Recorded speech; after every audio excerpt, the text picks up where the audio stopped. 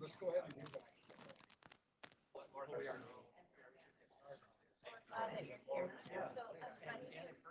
Let me just give you some room logistics here. Right.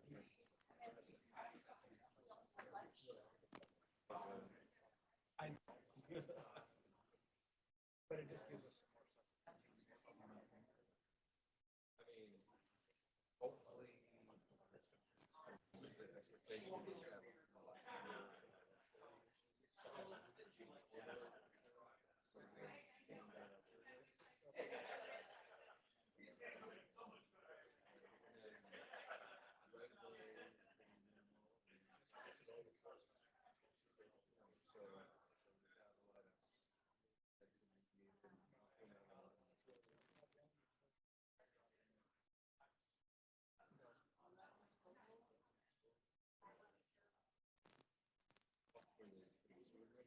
no.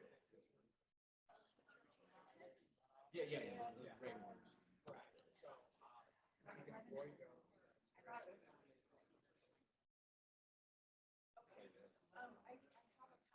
So I guess, you know,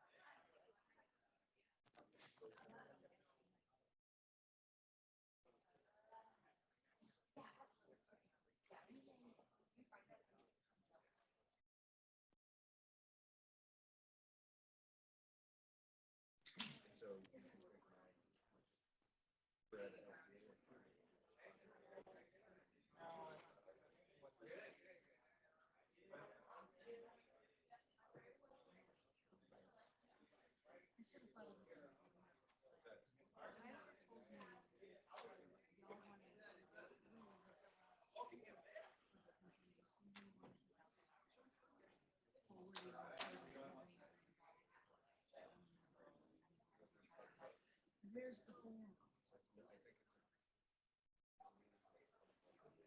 Exactly, but he didn't send it. I don't have it. I have no idea. Absolutely.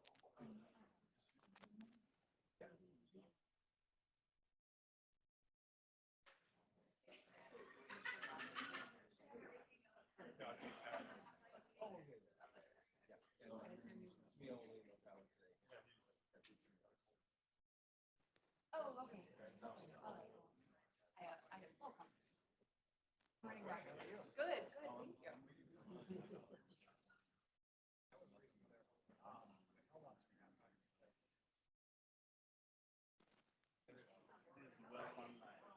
You're welcome.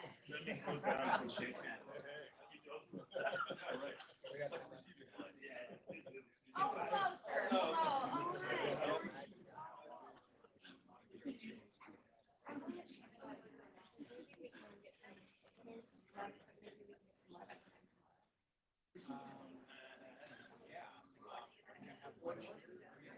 Yeah, but I got lunches. Yeah, just have Gina work with Lisa. 'Cause she has control. You guys should have some time in there somewhere. I can work later on. Okay, thanks, Robert. If not, then next week, because I need time. I need time to review the most recent. Just get one that is. Yeah, exactly. And I'm probably gonna have to think about what I do tomorrow. Sounds good. Uh-huh.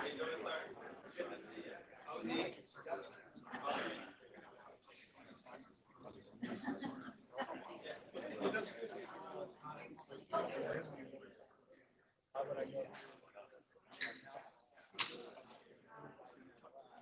Well, because it's essentially a trust.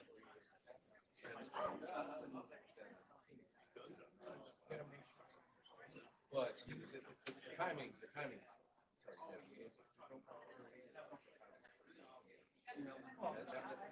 That was my quick analysis that I did before. Basically, all the things were all houses that were 10 years. Still happens.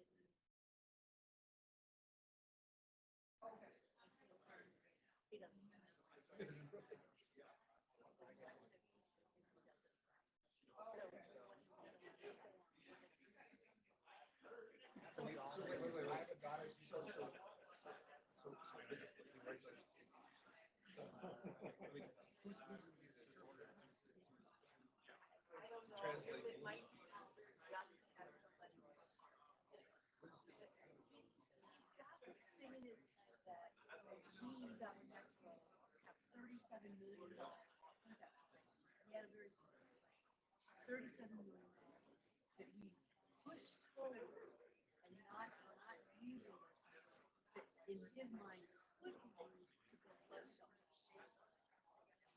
And he wants to know why did we do that and how many times have we done that in the last 3 years?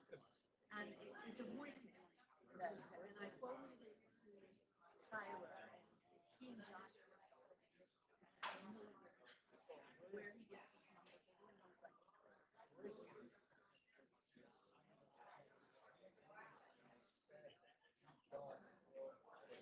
well, but that's not the point. His point is, we had bus shelter money in the TLC grant.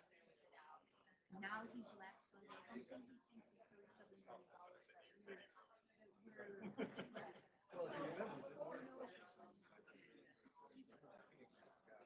oh, yeah. Oh, yeah.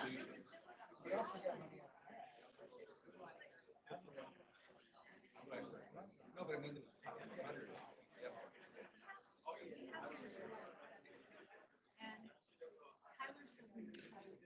Hello, if I can have everybody's attention, we'll do the safety briefing. This is going to be our protocol for our public meetings. So in the event of an emergency and unlikely event, we do have fire extinguishers in the back of the room. We have an AED machine just to my left, to your right over here in the break room. In the event of evacuation, the stairwells are located to the right and the left. The staging location is the Orpheum Theater. Thank you. Anyone CPR certified, AED certified, raise your hand. Thank you. And if we do have to call 911, 3 people, raise your hand. In the event one person is down, 2 people are down. Thank you.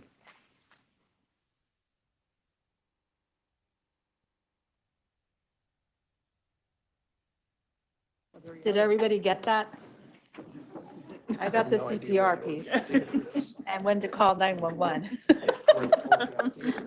I was trying to focus, but thank you, Adrian. All right, are we ready? Okay. I am calling the meeting to order. Welcome, everybody. We have a full, it's nice to have everybody here. Happy New Year. I would like to welcome Council Member White from City of Avondale. If you can raise your hand if you're here. Down here. Oh, okay. Council Member Harris from the City of Chandler. Council Member Klein from the City of Surprise. On the screen, I believe. And Vice Mayor Brown from Town of Queen Creek. Good morning. Thank you, welcome. We're all ready to go. Thank you for being here on time. I'm very sorry I was a few minutes late. Pat, will you now call the roll? Yes, ma'am. Good morning, everyone. City of Avondale, Councilmember Maxine White. City of Buckeye, Councilmember Clay Goodman. Present. City of Chandler, Councilmember O.D. Harris. Present. City of Almirage, Councilmember Monica Dorsey. Town of Fountain Hills is not represented today.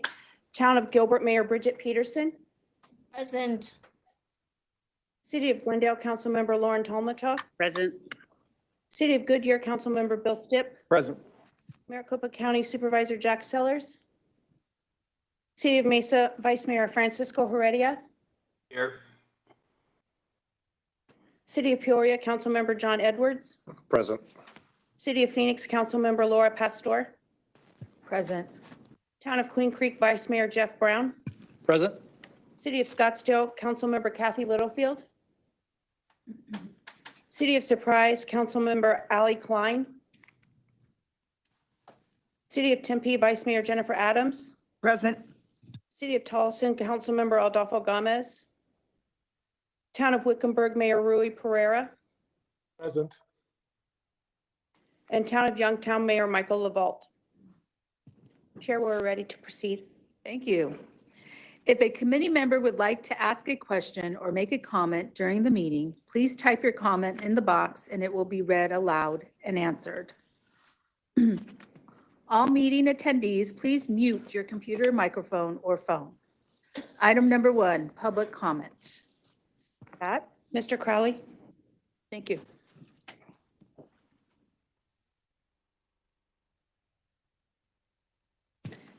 As Mr. Crowley comes up, the public will be provided with an opportunity at this time to address the committees on non-agenda items and all action items for the joint RPTA and VMR meeting agendas. Up to 3 minutes will be provided per speaker unless the chair allows more at their decision. A total of 15 minutes for all speakers will be provided.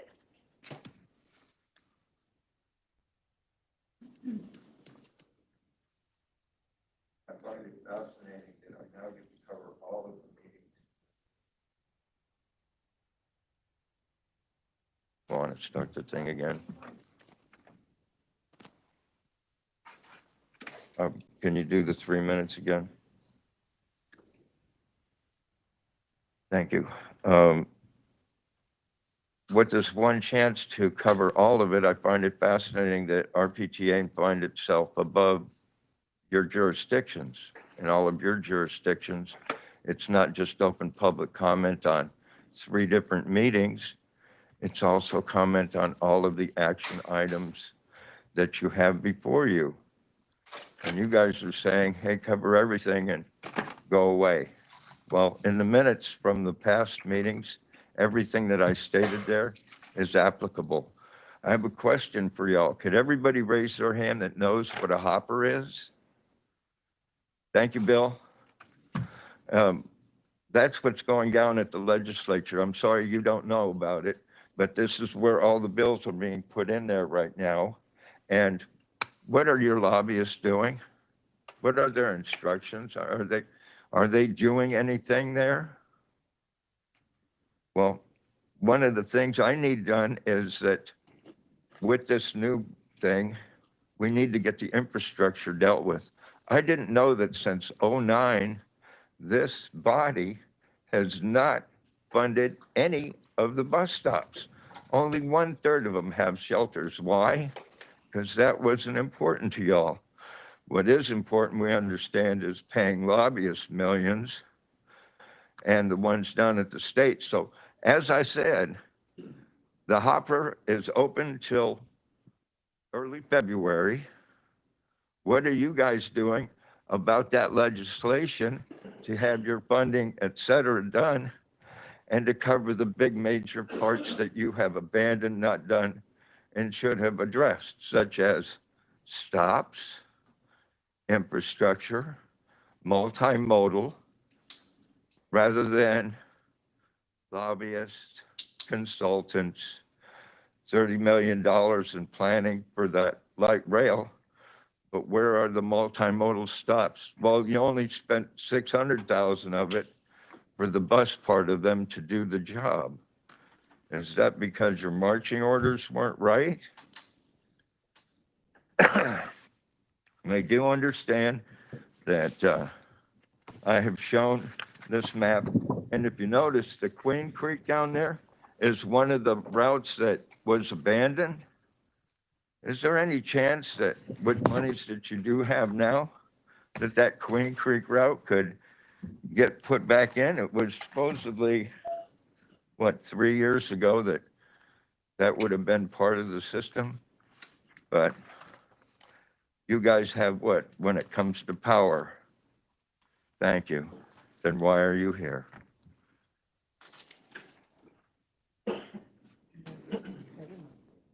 Thank you, Blue.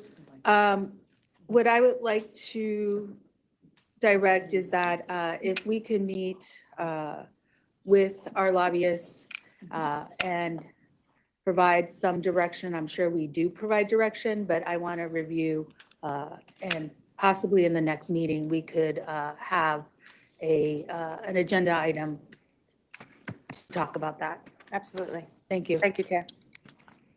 Item number 2, Chief Executive Officer's Report. CEO Jessica Medford-Miller, you're on. Good morning, Madam Chair, members of the board. A special welcome to our new board members, Councilwoman Klein. Good morning, Councilmember Harris. Good morning, Vice Mayor Brown. Good morning, and Councilmember Klein on the phone. Good morning. Thank you for the time that you'll be spending with us here at Valley Metro.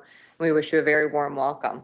I'd like to begin today. It's not too early in the morning, I think, for a little bit of numbers. I want to provide you with an update on some of our key performance indicators. I also want to tell you that at our next month's meeting in February, we'll be doing a deeper dive into performance. We'll be looking at the fourth quarter of calendar year 22, so October through December, across more indicators. I want to prepare you for that. But in the meantime, here are some of the items that we are improving upon and that we still have work to do on. Over the course of the fall, this body approved increases to the contract ceiling for a number of our operations and maintenance agreements, including our East Valley Bus, our West Valley Bus, our Allied Universal Security Cleaning, our DMS contract cleaning, and our ACI light rail and streetcar operations contracts. Those changes were implemented on or before December 1st. We have since seen tremendous improvements in our workforce numbers in many of our key categories.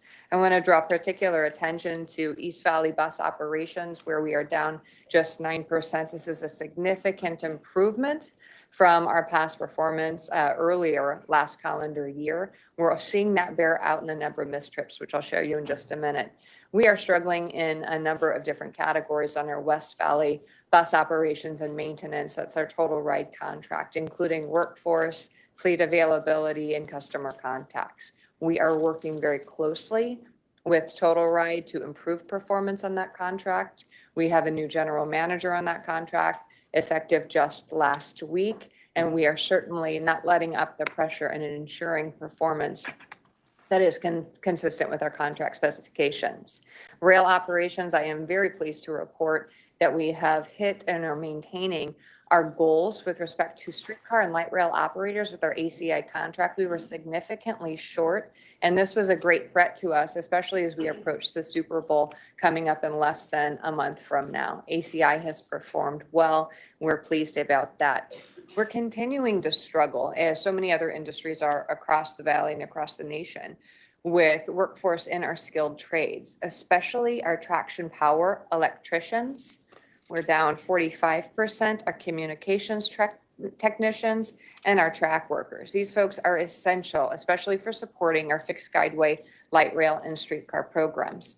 These individuals are not contract employees. These are Valley Metro employees. We have made some changes internally to hiring rates, and we're working on our recruitment and retention strategies. When we will achieve a significant reduction in vacancy rate, we need a longer term approach for this. We're going to have to work harder to develop skilled trades workers across the valley to feed these industries, because many individuals that are currently with our organization and similar organizations are at or near retirement age. So this will be a key focus for us moving forward. Next slide, please. Let's take a look at performance on our specific contracts.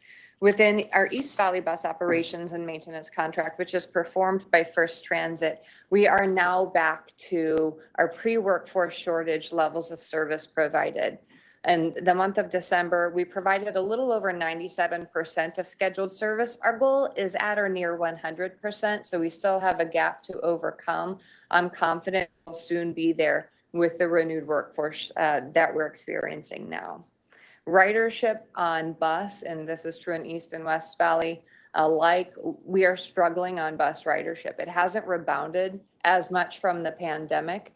We had a rather weak month of December. We had holidays, which we always do, but we also saw a decrease in fuel prices across the valley. And I think that eroded some of the attractiveness of bus service. So we're paying particular attention to this and identifying which markets and which routes are particularly lagging so we can make adjustments to performance as needed. Next slide, please. In the West Valley, as I mentioned, we're struggling with our total ride contract, and in December, our customer contacts actually went up. In our other service agreements, including with ACI and First Transit, we have seen a significant reduction in customer complaints. So we are working with the new leadership team at Total Ride to put measures into place, including restoring that workforce and more closely managing the contract so that we can see an increase in service provided and a decrease in our customer contacts. We're also communicating closely with our West Valley member cities on this topic. Yes, Councilmember, back one slide, please, Stephanie. What is a valid complaint? So first, let me say most complaints that we receive are valid. So a typical complaint would be my bus passed me up, and we're able usually to look at video and see, did the bus run early? Was the customer there? And oftentimes the customer isn't there. And so if we can't trace any realism back to that, it's considered invalid. We address all of the complaints. Where the distinction of valid versus invalid becomes important is in the area of operator discipline and coaching. So we don't want to penalize an operator for something that they didn't do, but we want to respond to each of the customer contacts we receive. Okay, thank you. Next slide. So light rail and streetcar. As I mentioned, we have made great strides in our level of workforce availability on the ACI contract who delivers service for light rail and streetcar alike. Our staffing level is where we need it to be. We're closely watching our attrition level to make sure that we don't find ourselves in a hole as we move through Super Bowl. Subsequently, the operation of the Northwest Phase 2 light rail extension. And then after that, the opening of the South Central light rail extension. Our customer complaints have gone down, but we are struggling right now with on-time performance. We currently have developed a new schedule on light rail that we'll put in place in February in advance of Super Bowl. We just don't have enough running time from end to end on the alignment to maintain on-time performance. This is a significant challenge, and it is a customer pain point. We have been working with our rail cities, Mesa, Tempe, and Phoenix to make adjustments to our schedule timing. We're also responding to changing travel patterns. And so a light rail schedule that worked for us a year ago with reduced automobile travel, keeping in mind that we're operating in a shared right of way, just isn't working for us today. So we'll execute that new schedule in February, continue to work on signal timing and work with our operators to ensure greater on-time performance. I'll have more on that next month. In addition to focusing on our core business and our operations performance metrics, we have been deepening our engagement with our member cities and our communities. On Saturday, December 3rd, we enjoyed celebrating with the South Central community at the Fiesta on Central Avenue. We had over 25 local businesses, all within that corridor, over 175 members of the community come out and celebrated. We sang, we danced, we bounced, we painted faces, and we visited with Santa Claus. It was a wonderful event. It is so nice to be back in person, interacting with and supporting the community. We're already planning our next event on South Central, and that'll be in the March, April timeframe. Right now, we're also focused on marketing our local businesses on the South Central corridor who we know have been impacted by construction. We have a focused marketing campaign associated with Super Bowl, trying to drive all of the attendance that we're going to have in and around the downtown area to the many wonderful businesses, especially restaurants and shops that are located on South Central. On December 12th, we hosted our now second annual Reimagining Diversity, Equity, and Inclusion event at the Maricopa Community College. This event is focused specifically on procurement. It was a matchmaking event of sorts between historically underutilized businesses and our prime contractors to try and diversify the pool of firms that we're working with here at Valley Metro. We had about 50 different firms represented at that event. We're going to make some adjustments to that approach next year so that we can deepen the level of interaction between our small businesses and our primes. We had a number of prime partners, including Ames Construction, Kiewit, Balfour Beatty, Hensel Phelps, Kiewit Fan, Southwest Transit Partners, Hill International, HDR, WSP, AECom, and Gannett Fleming. Each of these are large firms with whom we do a great deal of business, especially in the planning and the construction spaces. We recognize that the Phoenix business community has a great many small businesses that also operate in this space or provide corollary services. This will be part of our ongoing diversity, equity, and inclusion program that we're working to develop here at Valley Metro. Who we employ, who we serve, and who we do business with will be core focuses for us moving forward. Next slide, please, Stephanie. Making transit fare payment easier is a priority for us. We know that transit fares are necessary, but it can also be a pain point for our customers, especially if you aren't walking around with exact change, or if you aren't using our service on a daily basis and possess something like a monthly pass. In December, we kicked off testing for our mobile fare pilot. Many of you are probably aware that we have a Valley Metro app. If you don't have it, I encourage you to download it. in the App Store. Right now, you can plan your trip using the Valley Metro app. You can also get rider alerts if service is delayed or somehow disrupted. You can also track your vehicle in real time, and when you're waiting for your bus, being able to know exactly when it's coming is a big deal, and it's a huge service. Soon you'll also be able to pay your transit fare using that mobile application. In December, we kicked off with testers just internal to the Valley Metro team, and they've tapped in about 800 times since that began. We have also expanded that to an external group of 250, I'll call them power users, who are out testing and stressing our system across bus and rail every day. We're using that feedback to work with our contractor, VIX, to make adjustments to the mobile testing front end and back end.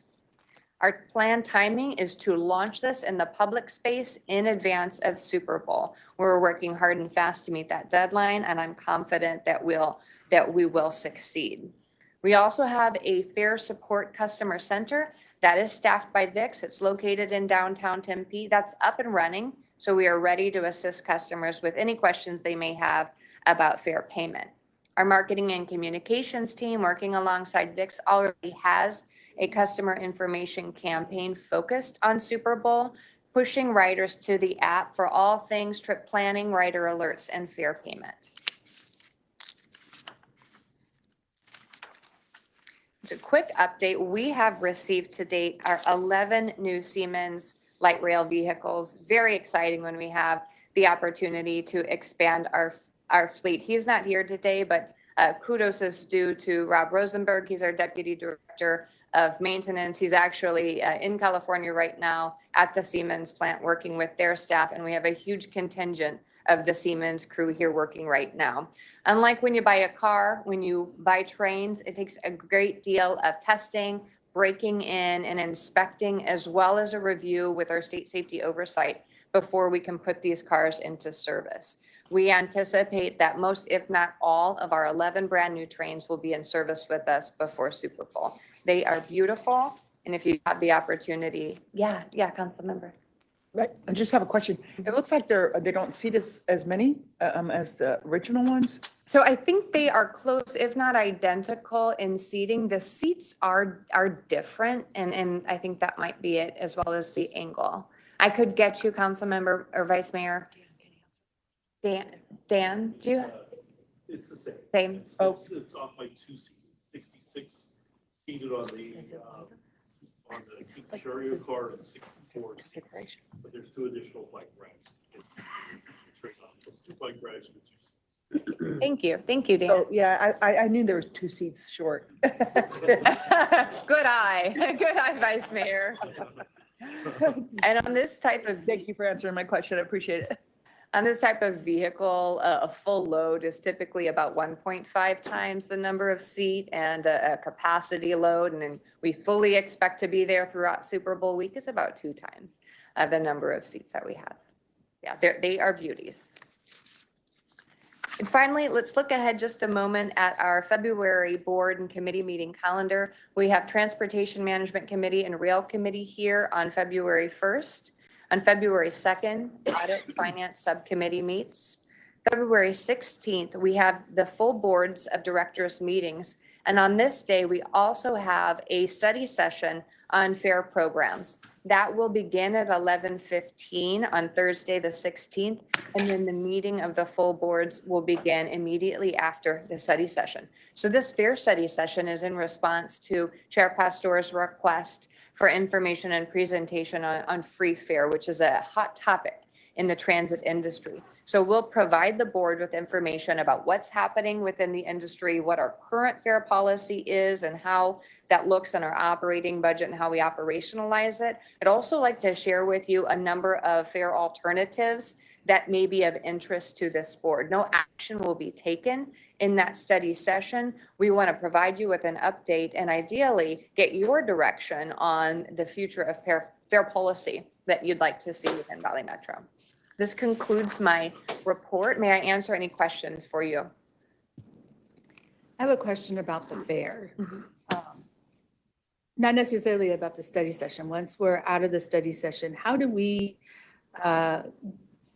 communicate or go to the community to discuss the dynamics of the fairs, because I'm being asked this from the community college side, and I'm also being asked about it from the high school district side regarding this. And I'm bringing it up because I'm sure it happens in other jurisdictions. I know Tempe provides free fairs, and it's been asked at the city of Phoenix. And so I would like to see, once we're done with the study session, of possibly doing kind of like a forum regarding fairs and bringing the stakeholders together to discuss it and see the back and forth of what the costs will be. Yeah. So coming out of that study session, what could happen, the board may choose to direct staff to conduct listening sessions that are focused on FAIR throughout our service area. We might also contemplate conducting a FAIR study. This hasn't been done here in a number of years. It's something systems like ours should do periodically, where we look at the FAIR products and pricing available against what might make sense for us or what's happening in the industry and what we're hearing from the community.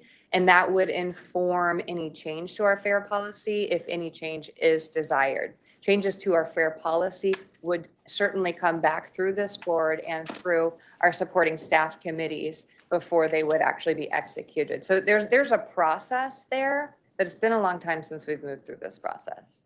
We also have some interesting FAIR tools and opportunities available to us with mobile ticketing and with smart card that we haven't in the past. Thank you. And then my second question is about ridership, particularly bus. What are we doing to message, market, try to encourage or increase? What is the plan for that? So our messaging and marketing program to date has been fairly general. Given the recent sluggish bus ridership, I think that we do need some focused efforts. So we're working right now to understand which markets or routes need the most work, which are lagging behind the others. We're also we're doing a few things. We're working to improve the operational performance, because we can't wonder why bus ridership is down if the bus isn't showing up. So we've made significant improvements, but we're not there just yet. And then we're also preparing for a comprehensive operational analysis where we would look at all of the routes, their schedules, their configuration. So right now we're doing two things to support that future study. We're looking at runtime of routes. I don't want to get too down into the weeds, but runtime of routes across the system to ensure that we've got the right running time and we can show up on time when the schedule says we will. And then we're looking at the performance and productivity of those routes so that we can inform any changes that the member cities might like to see to the system. So we're working on making the service excellent while at the same time preparing to communicate and promote that service. Thank you for doing that. I'm just curious as to why possibly, and I don't know how you would get that information, but why did they stop using the bus? Yeah. Or did they go back to the car, because gas is, or was it more of I wasn't getting on time to work, and so that created this dynamic, so I had to do this. Yeah.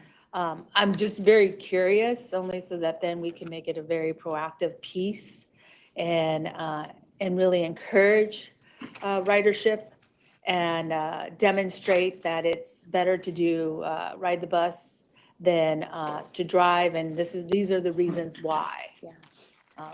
But that's probably a short and long-term goal. We're working to understand those reasons why. We're engaged in market research right now. We talked about this last spring through the budget process. That's customer surveys, including our onboard survey. I don't know if we're conducting non-rider surveys right now. It's in the budget and in the plans to do that. So we have to talk to both the customers using our service and the folks who are not using our service, who are not using it anymore. So market research is another one of those key data points that has to inform the way we do business moving forward. Okay, Councilmember Tomochoff. Thank you, Madam Chair. So how do you target customers who were riders and are no longer riders? What data do we have to mine the answers? Because I'm wondering whether at least some portion, I feel pretty certain that some portion of the people who are no longer riding are working from home because there's a lot of the workforce that's no longer commuting to work on a daily basis. So how do we mine that data? We have a lot of telecommuting that's impacting ridership, but we can mine that data through the database of customers that we have in our customer contact database and prior customers who have responded to us through our annual onboard surveys. So we can survey them and ask them, are you riding now? How often, how many days per week are you not riding? And if so, why? So that customer contact information is something that's essential. And we build and add to that database every year with our surveys and every day with our customer service call center. Okay, and Madam Chair, I have a follow-up if I could. You mentioned it had been quite some time since we'd done a fare study. How long has that been? Well, 2012. thank you. And the answer is 2012. Oh, So okay. 10 years.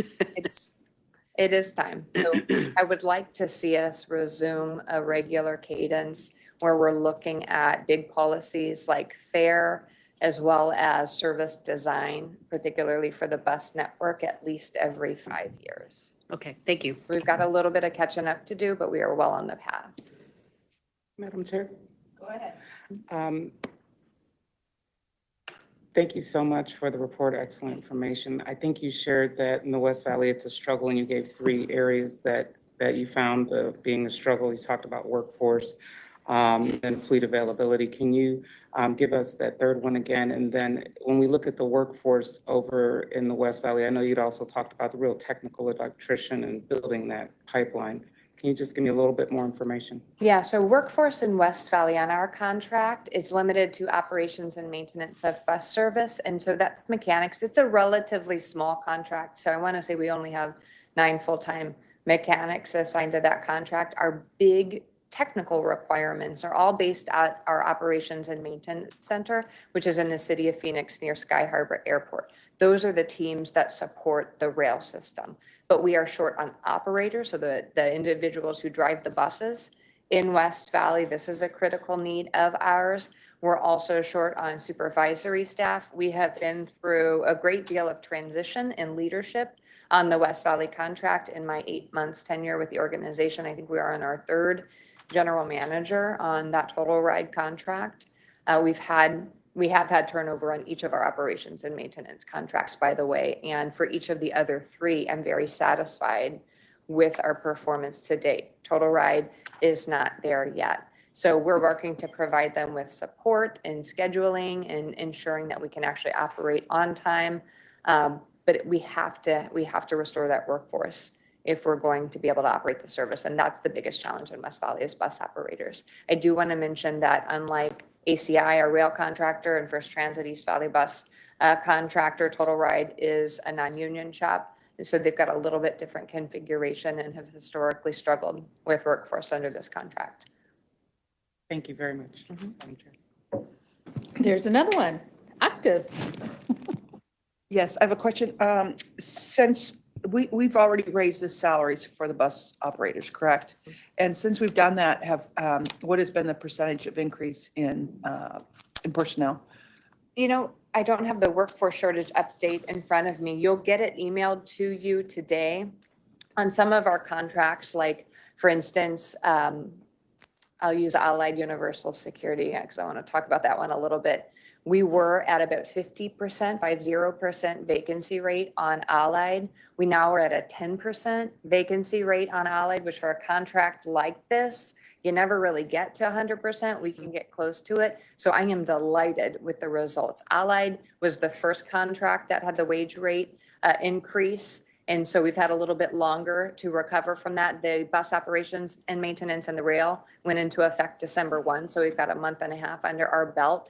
But in some of the other categories, like bus operators, we were 20 to 30% short. And now we're closing in on that 90% and above fully resourced. So it's been incredibly beneficial. We are just still struggling on that total ride contract. But East Valley is doing great. Number of missed trips last month was about 3.5%. That is 3.5% more than we'd like. But it's much better than the 7 to 10% missed trips that we had been seeing. And for rail, We weren't missing trips, but you'll recall we were relying heavily on supervisors and anyone who worked in rail operations to actually operate trains and revenue service.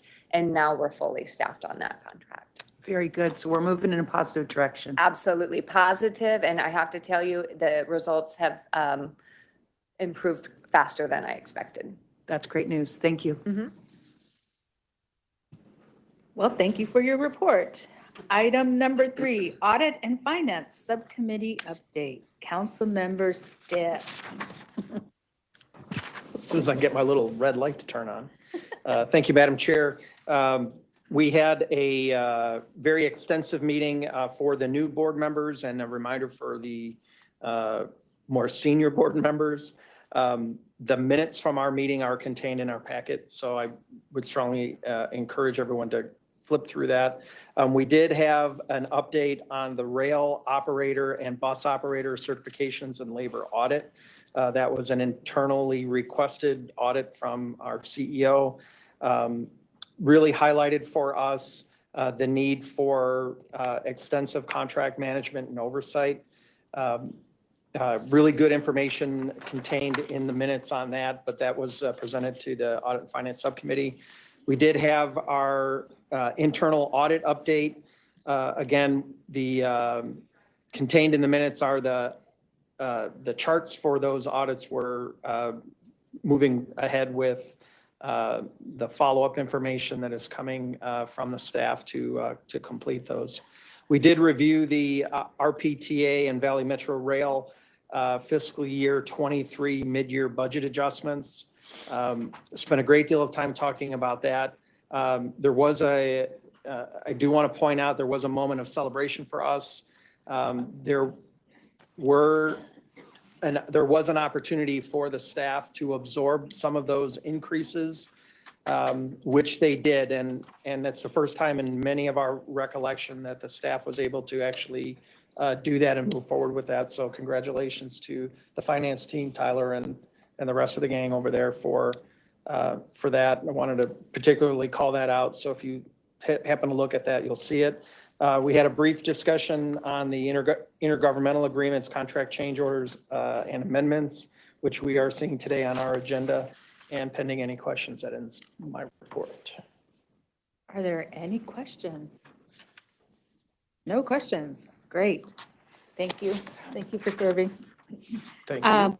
Item 4 are minutes. Minutes from the December 1st, 2022 joint meeting are presented for approval. Are there any questions or any edits? All right, I'm going to request a motion and a second to approve the December 1st, 2022 board meeting minutes. Motion to approve. Second. I have a motion and a second. Any discussion? I'm remembering this piece. I finally get there. Any discussion? I see no discussion. All those in favor of the motion, please say yay. Aye. Aye. I'm off. Yes. I'm off. Yes. Yes. You from Canada? And those not in favor, please say nay. Motion carries. Sorry. See, I enjoy these meetings. Super Bowl 57, item number 5, transit planning update. Jessica Medford-Miller, please introduce this item. Thank you, Madam Chair. We are just 24 days from Super Bowl 57. Our team has been working for months with our partners, the City of Phoenix and the Super Bowl Host Committee, to prepare for this mega event. We're anticipating record-setting ridership during Super Bowl week. To date in the history of our rail system, the Saturday before Super Bowl in 2015 is our highest ridership so far. We anticipate breaking that this year. My hope for us coming out of this is, of course, that we successfully execute our Super Bowl operations, but that the relationships, the collaboration that we have developed with our member cities and our partners and all things from street operations to law enforcement and security will help us moving forward to improve our service and to collaborate on a consistent basis every day of the year. We've got a couple of things still in the hopper. We are working with our partners at City of Phoenix Convention Center, Super Bowl Host Committee, and Downtown Phoenix, Inc.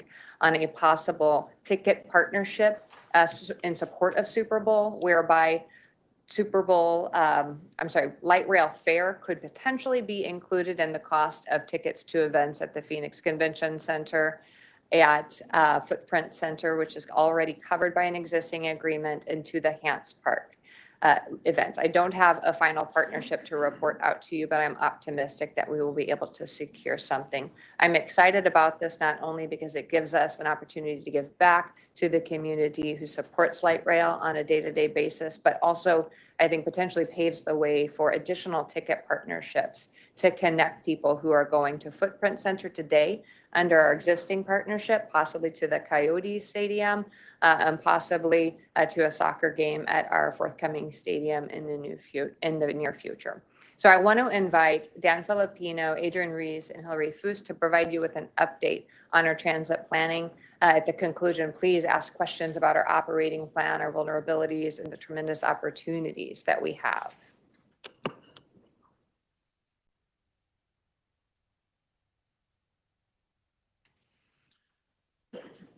So good morning, Madam Chair and members of the board.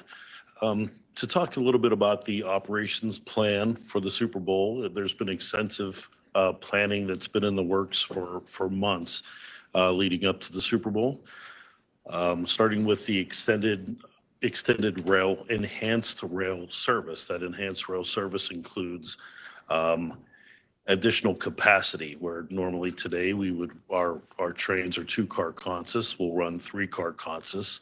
So all of our revenue service trains will have the ability to handle additional capacity throughout the day. But we'll also add in special event trains. So when these events at Hance Park or at Footprint Center, when those events end, we'll have event trains that are available, empty event trains, to help usher the people out of town, get people to their final destination after the event ends. We will also, for the Thursday night, Friday night, Saturday night, and Sunday night, the main 4 days of the events, we will run extended service with the last trips leaving the end of the line at 2 a.m. So we will have service not stopping at 2 a.m., but last trip leaving the end of the line at 2 a.m. So really, we have service going all the way until almost 3:30 in the morning to help people, let them enjoy the events and not have to rush out of the cities to get on home. So there will be that extra service available. We're trying our best to get our fleet up to make sure that we have our full fleet available for the event. Every week we have preventative maintenance that is planned. It's all scheduled out throughout the year on our fleet. What we will do is we will perform a lot of the preventative maintenance the week before and the week after, this way allowing more vehicles availability as far as light rail vehicles available to be used during the Super Bowl week. There's also buses that will be available for event egress. The bus is a huge portion of what we will need to provide. So we will have buses that will not only be available to help in case we need to run a bus bridge. If the light rail, which will be the heavy carrier of the passengers, if the light rail gets blocked, if there's any type of say a car accident that blocks both tracks, we'll have buses available to usher people around that blockage. But those same bus bridge buses will become event service buses late at night. So when Hance Park is letting out, while we will have light rail there to get the majority of the passengers home, those buses will be used to get people to specific destinations. We may have buses that will go specifically from the event to park and rides in the East Valley and in the West Valley. And that's working with the city of Phoenix and the Phoenix bus contractors also. It's an all hands on deck staffing event. We will, as we've talked about for a long time, we've been working on getting our staffing levels back to where they need to be as we move through COVID. But this is also just another opportunity. We need to have that staff available, and the staff there. We'll have staff that'll be a large volunteer staff, a large operational staff, large maintenance staff that'll be available throughout all these hours of the Super Bowl. And including our customer service, we will have extended customer service hours that will be extended on Thursday, Friday, and Saturday until midnight. In case any of our customers have questions, a lot of our out-of-town customers, we want to make sure that we are available to all of the local and our out-of-town customers and provide that extra customer service for them. And working with the city of Phoenix, there is also a plan with Phoenix and Glendale with 3 routes that will be providing additional service on game day, and just another way to help people get to the event in Glendale. Next slide, please. Turn it over to Adrian. Good morning, Madam Chair, members of the board. We have some chronological events that will occur in January. I'm going to cover a couple additional events. May I interrupt just for a moment Yes. for our many new board members? Please introduce yourself. And Dan is Dan Filipino, our Deputy Director for Service Operations. And I'm Adrian Reese, Director of Safety, Security, and Quality Assurance. Hello. So in addition to the items that are on here in chronological order, I want to give a little bit more detail. So we're providing an all hazards for transit employees for our frontline from National Transit Institute. It's a course that we developed, we worked with NTI back in the original Super Bowl, and we've compressed this course, which is typically a 4-hour block of instruction, into about a 1 hour. I actually taught it today in about 35 minutes. So this is going out. We did a cadre of instructors to train the trainer last fall. So our folks in bus operators, road soups, our frontline employees can have instruction led by those work groups. And in those that are larger groups that need additional support, my division's been doing that. So we've been doing that. We're going to do that also for our volunteers. We also have included in part of that training human trafficking observations as well. We have then reviewed our final exercise and our final ops plan for security yesterday with my division, just to make sure that I covered all the positions and everything we need for Allied in my division. That has been finalized and now forwarded to the Public Transit Department with City of Phoenix for inclusion in the overall packet of the operations plan for both Valley Metro and PTD, and that will be provided to NFL. So that is also completed. February 2nd and 3rd, as you see up here, we're going to have our all hands for Allied Universal. This will be 2 section blocks of training.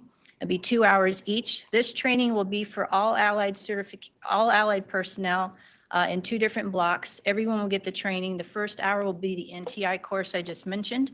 And then the final hour, hour and a half will be going over the actual security plan. Positions, we have a full PowerPoint on different locations for downtown, including Margaret T. Hance. The staffing, we are being asked to staff multiple command posts. I know that Dan and I have been struggling with staffing the multiple command posts. For different than 2015, this one has multiple locations. We've been invited, which is great, but we are spread very thin. So we're working on the multi-agency coordination communication, which is the main hub at Lower Buckeye for Fire Training Center. That's the main communication and coordination center. We will be staffing that pretty much full operation from Thursday through Saturday. We've been included also in the NFL command post at the convention center and the 160 over 90 for Margaret T. Hance, their command post. So we're going to kind of check in on both of those, but that's very good. That's addition to 2015, a little bit different. We've been also asked to allow access for our CCTV for platforms by Department of Homeland Defense. We did that last year in 2015, so we're working through some of the technological impacts of how to make sure that works.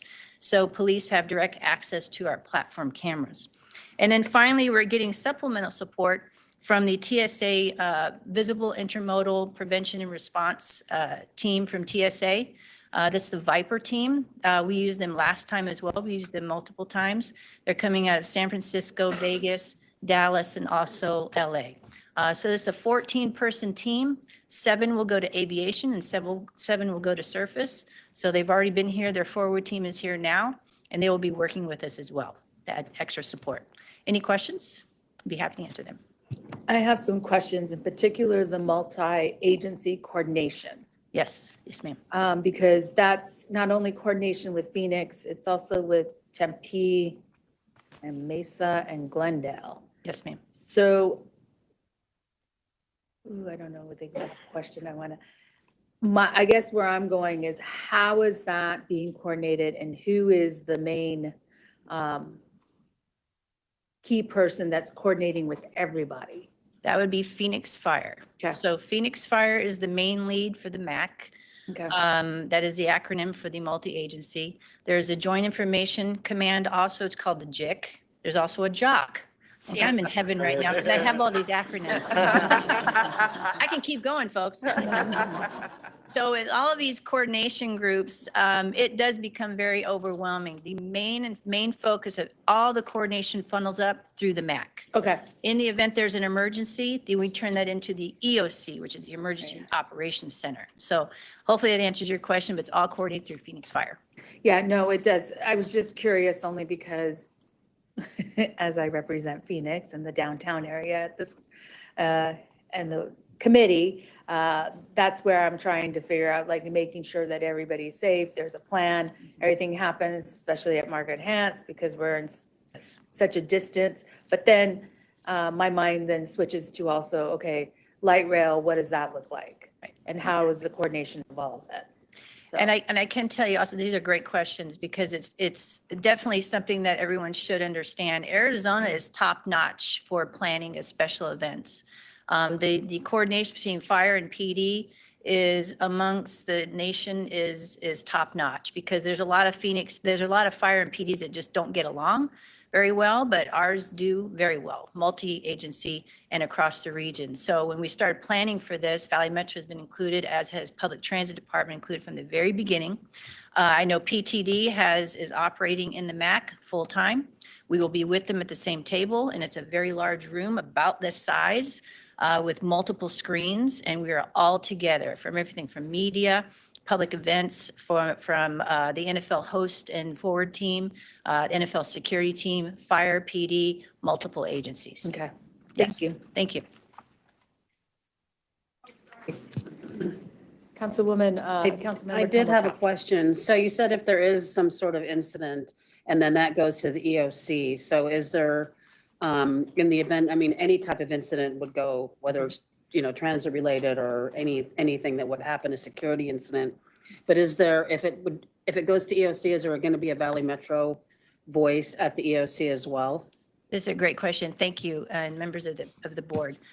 The way it works, so in an incident command system like ours, under the National Incident Management System, which we operate in this region under that model, is the MAC, because it's not an incident, it's an event, that will turn into an EOC, and we have a seat at the table, as is PTD. Yes. All right, thank you. Hillary Foos, Director of Communications and Strategic Initiatives here at Valley Metro. Welcome, Madam Chair, members of the board. Last but not least, communication volunteer. We're only as good as how we communicate and educate our riders. Certainly our local residents and our out-of-town visitors. We're expecting hundreds of thousands to be joining us for this special event. We're putting together a lot of communication, including a printed pocket guide with a very detailed transit map for how to use our system, where to board, how to access, where to get off for the different events. We will also be using a massive amount of digital, as you might imagine, through social media and media buys to make sure that we're communicating to our target audiences how to access and consider using transit. We talked about ridership campaigns at the front of this meeting. This is really a big ridership effort. How do we attract people to using transit and have hopefully a very seamless, positive experience while on board. We also have a dedicated webpage. It's valleymetro.org/SB game plan, which will be the clearinghouse for all of our information and linking out to our various partners as well. Signage is critical. So how do we get boots on the ground? Certainly that'll happen with volunteers, but also communication through signage. We will have signage at our park and rides, which we have 12. We're also identifying 5 additional park and ride opportunities because that gets busy very quickly. We will also have a massive amount of signage at our downtown locations, all the way extending up to Hance Park. We will also have some aesthetically pleasing signage in and around our new station platforms associated with our South Central Extension Downtown Hub project that remains under construction. Those those platforms are not yet operational, so we don't want people waiting there for service that never comes. So we're working to make sure that we're educating about those platforms that are not yet ready for public service. Media, we're working extensively with our partners to coordinate on media. There's a lot of stories to tell. You've heard how much our teams are preparing and planning for this. We want to tell that story, making sure that we're telling the story of the hard work of our frontline teams, and certainly how to use transit, how to access it. Again, making it a very seamless, enjoyable experience while on board. And we want to tell that story using our friends at the media. Volunteers can't be underscored. There's nothing better than a friendly face standing there ready to greet you, welcoming you aboard, helping you validate your fare, buy fare, making sure you know where to get on and off. And we had, in 2015, we had 200 agency staff participate as volunteers in addition to participation from the Super Bowl host committee. And we're planning a big effort again. And so the whole agency and our member cities are really rallying together to make sure we have a strong ambassador presence, certainly in downtown and Roosevelt and McDowell, which are those stations adjacent to Hance Park, and also in Tempe and Mesa and Northwest Phoenix as well. Mobile fare was mentioned at the front end of this meeting. Really exciting to be testing that really actively, but that'll be another point of education. It's a new feature of our app, and certainly making sure we have volunteers and a level of education out there to attract people to the app and the new opportunity that mobile fare provides. So we're really excited about having that new digital tool. And so as you can tell, we're really excited to be helping host Super Bowl 57, transit being a critical piece of that. So happy to answer any questions. I have a question about the volunteer program. The volunteer program, is that getting coordinated through the Super Bowl, or this is just a volunteer program for Valley Metro and on the platforms?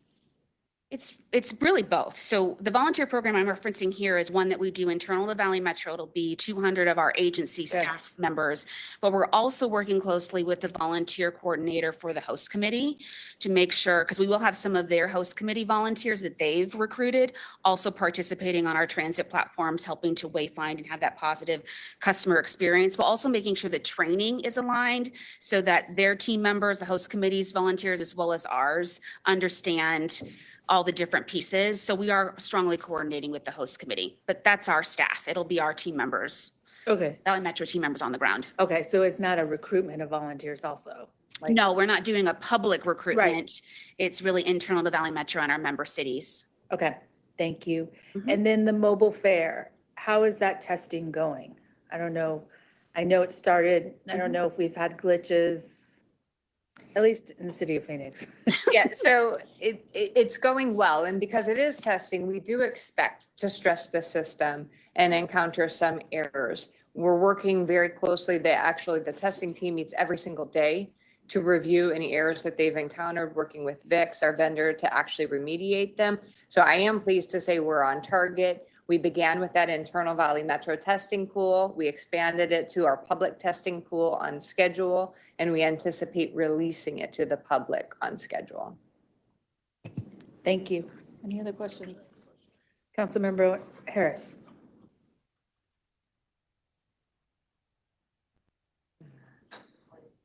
There you go. Okay, yes.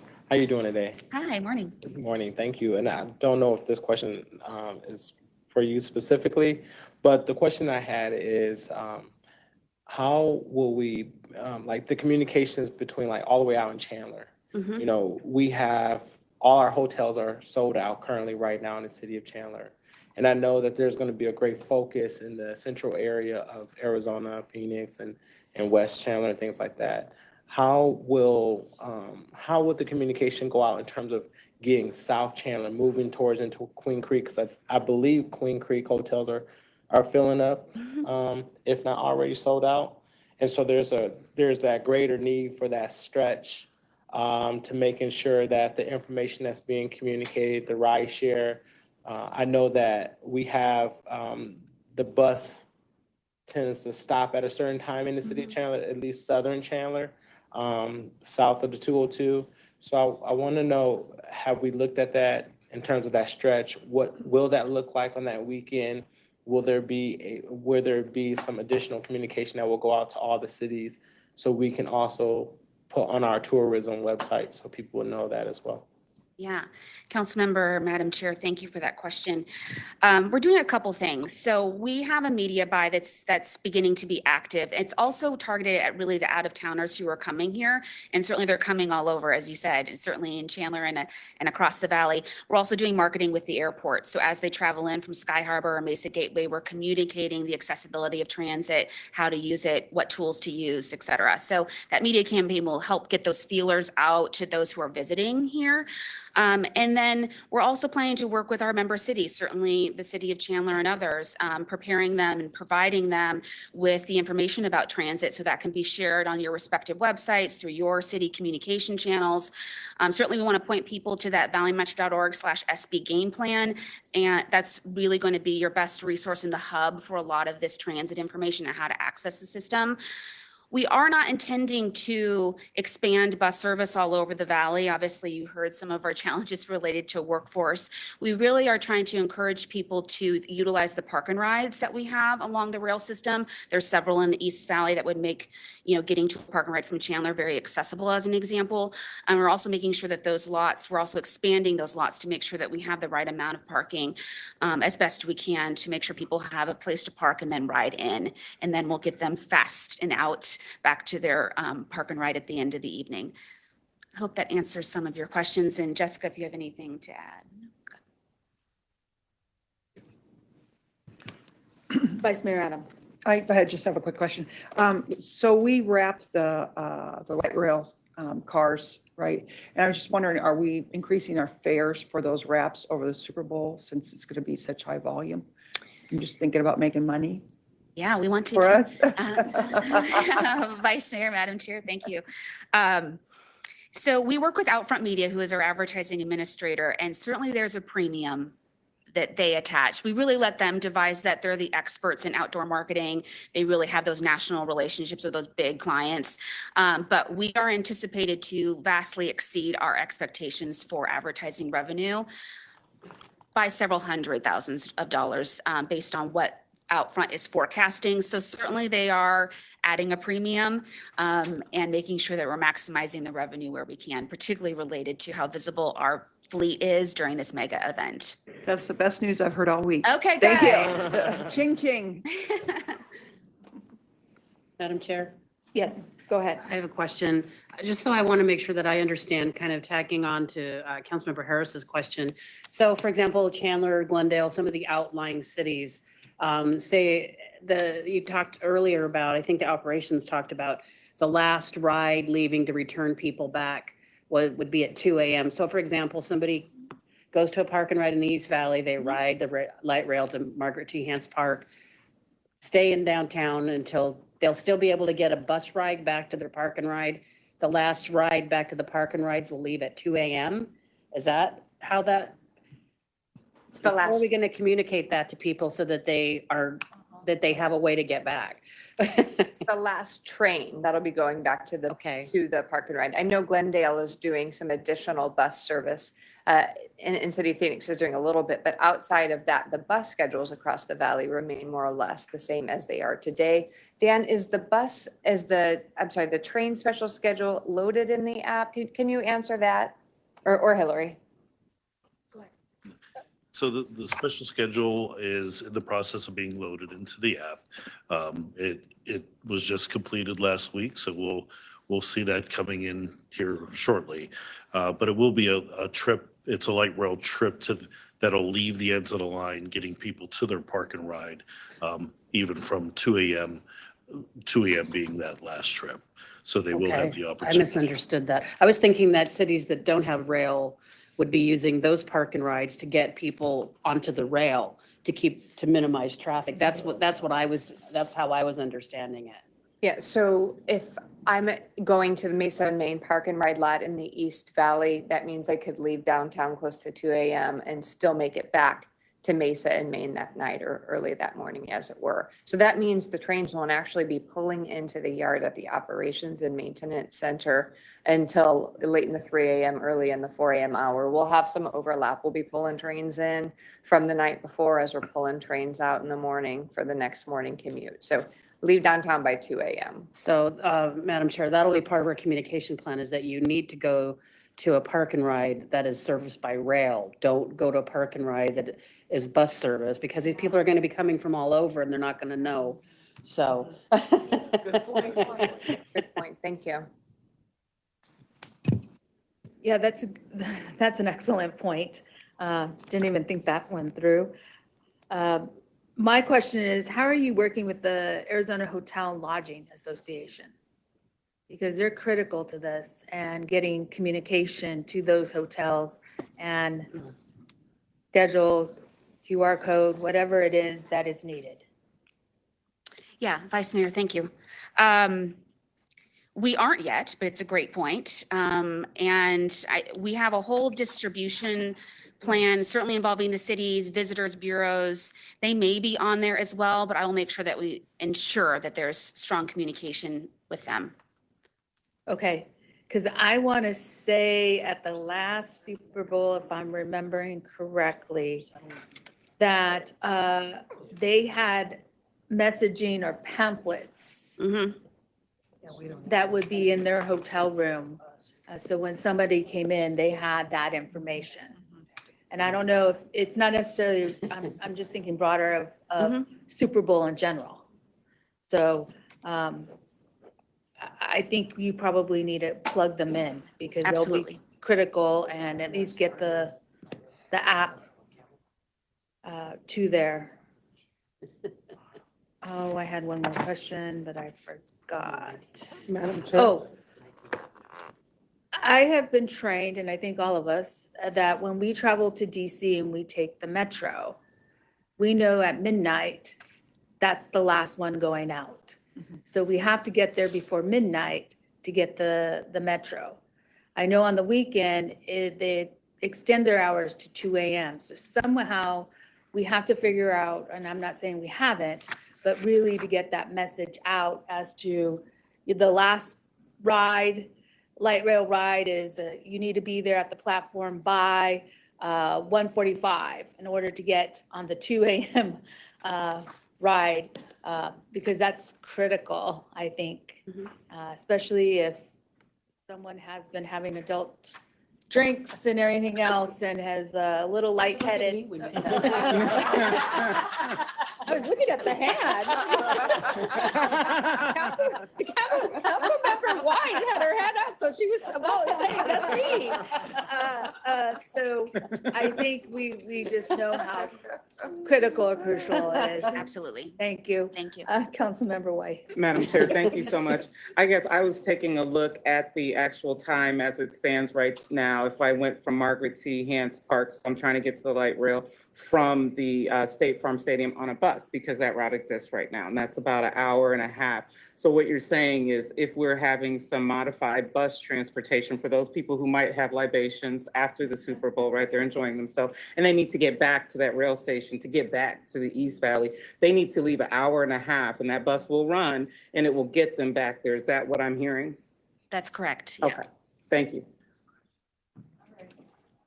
Vice Mayor Adams. Yes, I just have one more question. I just was wondering, I know we talked a little bit in here about the hotel numbers, and do you have the hotel capacity? And where are we with the different cities as far as hotel rooms available? Just in general, I don't expect specifics, but just to give us a little bit of an idea about the hotel rooms that are available. Vice Mayor, I don't have that information, but I certainly know the people who can help provide it. I think Councilmember Pastor brought up a good point about that closer coordination with the Hotel and Lodging Association. But I'm not privy to that information, but we'll close that loop. Okay, thank you so much. Thank you. I would extend one more item is also working with the Restaurant Association, the Arizona Restaurant Association, and seeing how they can incorporate it possibly in their websites. But thank you. And the chambers. All right. Item 6, travel expenditures and solicitation. This item is presented for information only. Are there any questions? See none, no action needed. Item 7, report on current events and suggested future agenda items. Are there anybody want to speak on current events? Madam Chair, I'd just like to second your request to have an opportunity to find out what our lobbyists have been tasked with. So I think that's a really good point. So I'd like to add on to her request to that, to have that happen. Thank you. Thank you. Do not forget, February's board meeting, there will be a study session to discuss fair policies. So I will see you bright and early in the morning. 11:15. Yes, bright and early, and we'll be extending. It's all relative. It is all relative. I guess when the rest Item- of us are on time. Yeah. Item number 8, next meeting. The next meeting of the joint board is scheduled for Thursday, February 16th, 2023 at 11:15. I adjourn this meeting and I will convene the meeting and welcome members to the January meeting of RPTA. Item number 1 is the consent agenda. The consent agenda is presented for action. Are there any questions? Do I have a motion? So moved. Okay. On Okay. one item, on the automated speech recognition, it hadn't occurred to me before. I've been here a long time. But do we have a chat feature on our app or on our website? Or a lot of people like to use chat rather than getting on the phone. If they have an issue, they'd like to just chat. And I didn't see that option, and I didn't know whether that's something that we might be missing. Yeah, we do not have, I want to welcome Phil Oslin to answer any questions as needed. We don't currently have a chat feature as part of our app, and it is something that we're exploring. It could be potentially part of our app, but there are also standalone services and firms that can be acquired relatively inexpensively so that customers can live chat with a customer service agent during our hours of operation. And you're right, this is how we've become accustomed to communicating. So as we're evolving our tools, we're focusing on adding those options. And if I could, also on the website, I mean, a lot of times it's a chat. I mean, you go to anywhere where you want to chat with somebody about any issue. And a lot of times the chat bot can, just the same as the voice recognition, can answer the question intuitively. And so if they can't resolve it, then you can speak to a live person. But I think it's a really efficient way to provide service. And hadn't occurred to me till I saw the voice recognition and thought I would ask whether we were exploring that option. Yeah, thank you. Yes, it is something that has been explored, but has not been moved forward at this point. But it's certainly something that we have kept our eye on. Thank you. Thank you. I had a motion from Councilmember Stipp and Councilmember Edwards. Is there any other discussion? Okay, all those in favor, please say aye. Aye. Any nays? Motion carries. Item number 2, RPTA fiscal year 2023 mid-year budget adjustment.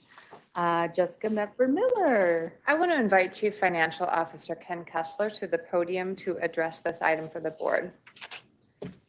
Good morning, Madam Chair. Or is it still morning? Nope, afternoon. Good afternoon, Madam Chair, members of the board.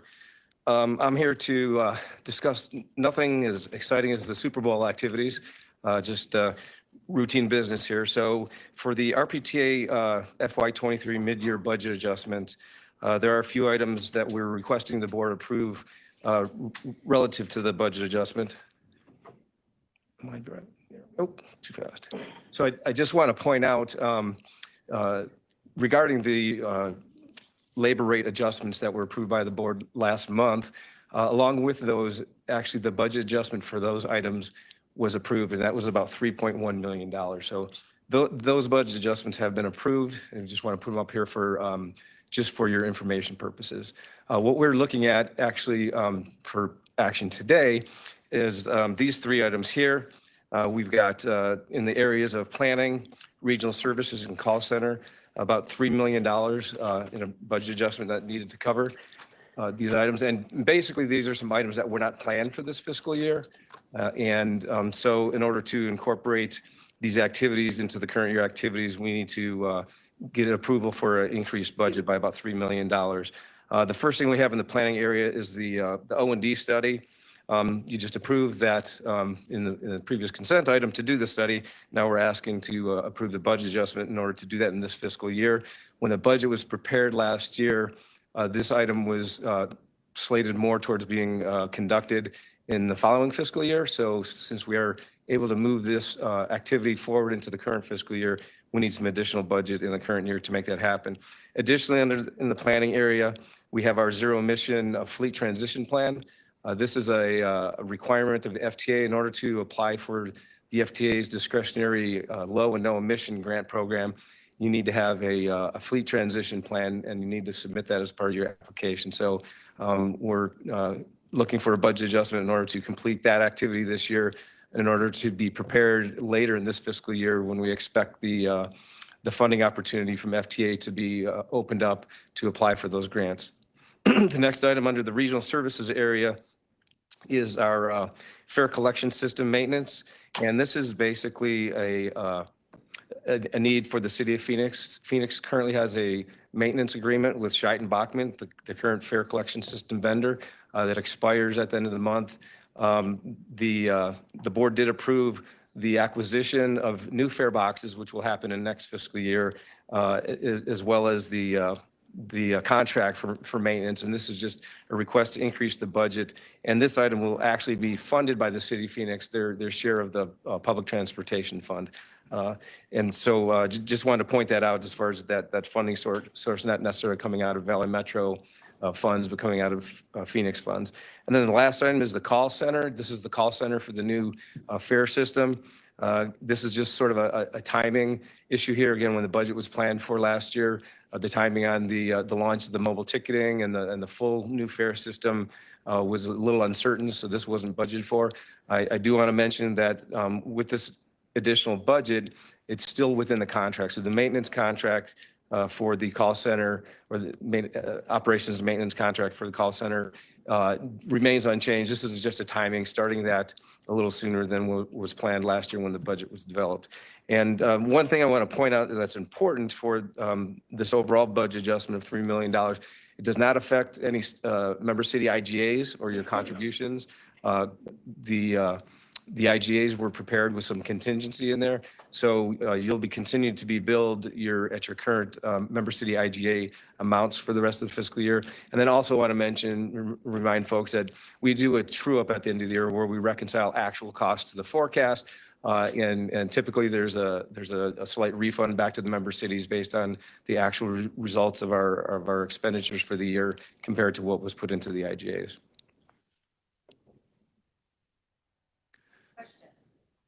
Couple more slides. Okay. Sure. Just here, wanted to show a quick breakdown. This is just a quick breakdown of the funding sources. It's a public transportation fund, regional area road fund, which is a funding source that comes from MAG.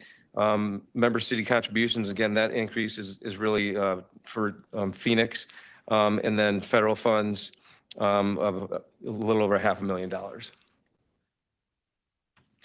And then this is just a table kind of giving you some more detail on the areas of where the budget adjustment is needed, totaling $6.1 million. So that includes the previously approved budget adjustment for the transit service contract, labor rate increases. And so in total, these budget adjustments are about 3% of the overall RPTA operating budget. Vice Mayor Adams. Just for clarification, can you go back to that slide? Sure. Under planning, it's up 53%. Can you just explain that? I'm sure you have a good reason for it, but I would like to know. Yeah, so the overall planning budget in the adopted budget is 2.4 million, and the 1.3 additional million, that's for that O&D study and the fleet transition plan that we need to do. Totals of about 1.3 million, which represents a 53% increase over the appropriated budget. Thank you for the clarification. Certainly. So that concludes my presentation, and staff is recommending that the board approve this mid-year budget adjustment to the RPTA operating budget for FY23. All Happy right. to answer any questions. Any questions? Anybody would like to make a motion? Motion to approve. Second. I have a motion. Oh, any discussion? No. I have a motion and a second. Any discussion? I'm trying to keep with the rhythm. I hear none. All those in favor, please say aye. Aye. Aye. Any nays? Ayes carry, motion carries. Thank you. Thank you. Item number 3, some exciting news. Election of board treasurer and joint board subcommittee positions. I have a request. Is there a motion? Madam Chair, I'd like to make a motion that we submit Councilmember Odie Harris from the city of Chandler. Second. Treasurer. Oh, Okay. go ahead. I have two. Ditto. I have a motion in 2 seconds, so you, however you want to handle that in the minutes. Any discussion? All those in favor, please say aye. Aye. I think we should just take a moment and Okay. really thank OD for being here and willing to put himself on the line at his first meeting. I know. Look forward to working with you. I assume he hasn't been briefed yet. Oh, so that's why we're doing this quickly? Yes. Before he changes his mind? Okay. Exactly. Any nays? Do you want me to say a nay for you? All those? No nays. All those, the motion carries. Welcome OD to the group. And we all take risks when we run for office, so. But when your colleagues, hey, when your colleagues put you there, watch out. Congratulations. Any other comments on this? All right, item number 4, report on current events, suggested future agenda items. Any members? No? All right, next meeting, the next meeting is Thursday, February 16th, 2023 at 11:15 a.m. Thank you, meeting adjourned. You're next.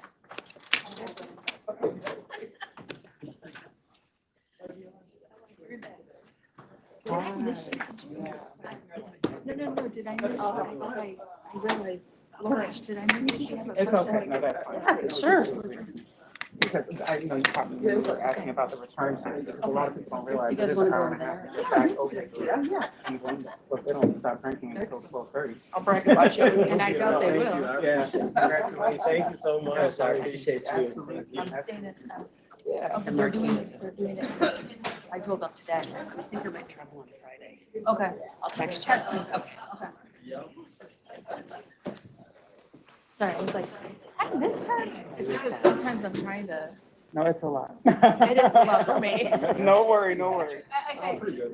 With a little bit of the ADD, it is a lot. I'm like, woo. No, you're perfect. Hi. Bill Stick, nice to meet you. We do have to get together and have a coffee. Yeah.